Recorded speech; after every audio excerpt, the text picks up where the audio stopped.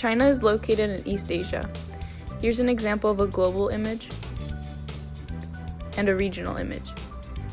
If you were thinking about traveling there, a round-trip ticket would cost you about $500. A large majority of China's region shares the same type of weather with the United States, so in the winter you'd likely want to pack warm clothes.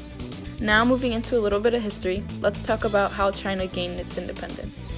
On October 1st in 1949, during the Chinese Revolution, Communist leader Mao Zedong declared the creation of PRC. PRC stands for People's Republic of China. Now we can move on to some important cultural traits of China.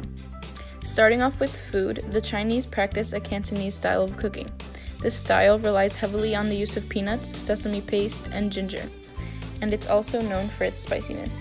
Now moving on to popular traditional fashion in China, men often wear something like this, and you'll see women wearing something like this.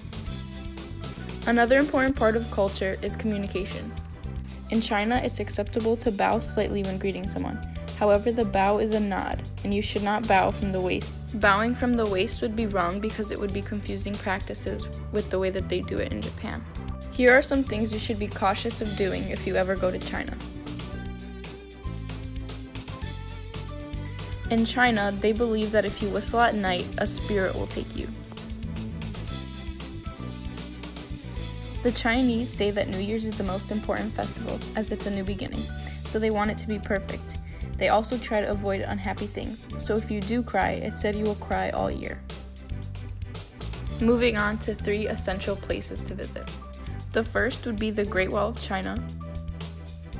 Second, the Spring Festival, which is also known as Chinese New Year. And lastly, the Lantern Festival. Lastly, things that you won't want to miss out on are forms of entertainment in China.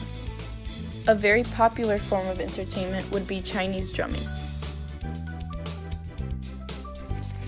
Plan your trip as soon as possible. You won't want to miss out.